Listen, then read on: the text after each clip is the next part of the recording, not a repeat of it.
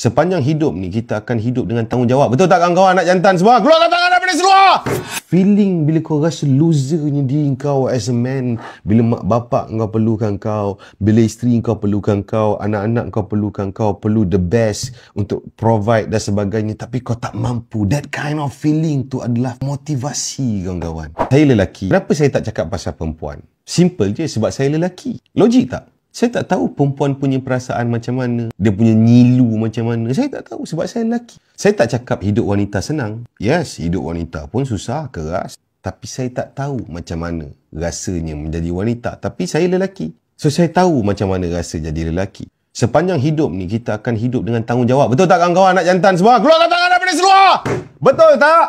Sepanjang hidup ni, the whole life kita ni, kita akan hidup dengan tanggungjawab. Kalau kau single, kau bertanggungjawab terhadap mak bapak kau, terhadap adik-beradik kau, terhadap orang yang di sekeliling kau. Kalau kau dah kahwin esok, kau still bertanggungjawab terhadap mak bapak kau, terhadap isteri kau, terhadap anak-anak dan orang yang di dalam tanggungjawab kau. Betul? Dan memang tugas lelaki adalah sebagai provider and protector. Itu fitrah kita sebagai lelaki. Provider. Penyedia.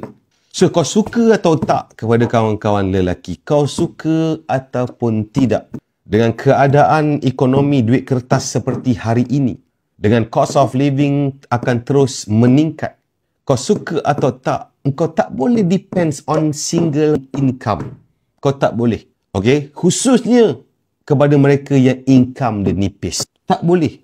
Okay? Betul lah, ada orang dia dapatlah rumah ke apa daripada mak bapak. Tapi berapa ramai sangat? Betul tak kawan-kawan? Berapa persen sangat kat Malaysia ni yang mak bapak dia ada harta benda untuk diturunkan? Ada ramai mak bapak dia harta pun tak ada. Tempat tinggal confirm dah 1,000 lebih. Lagi duduk kat bandar. Saya pernah cakap, duduk kat bandar ni sebenarnya gaji 10,000 pun keras. Itu hakikat dan realiti. 10,000 pun keras. Sebab apa? Ramai orang tak kira apa. Sebab kalau lelaki tu dia ada isteri, habis isteri dia. Sebab saya, bukan apa, saya kenapa saya fokus kat lelaki? Sebab saya kesian. Ada ramai wanita mesej apa semua. Lelaki tak bagi nafkah, bagi 150 nafkah sekali dengan duit lauk. Habis, macam mana dia pun manusia juga. Dia pun ada lipstick nak beli. Dia pun ada tudung dia minat. Kan kita dah ambil dia.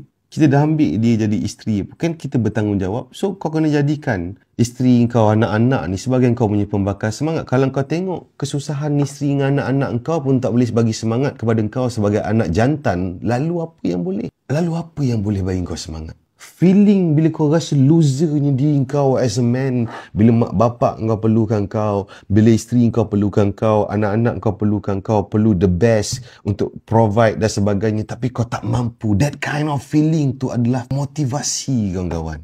Itulah motivasi seorang lelaki. Betul tak kawan-kawan lelaki? Kau betul tak betul? Siapa lelaki dia tahu. Kadang-kadang dia orang kau ingat dia kuat sangat ke? Dia pun tak kuat. Celah kangkang naik melecet. Tapi sebab apa dia usung kat badan dia, buat macam-macam. Macam-macam benda dia buat. Sebab apa dia buat macam tu? Sebab deep inside dia as a man, dia memang fitrah dia.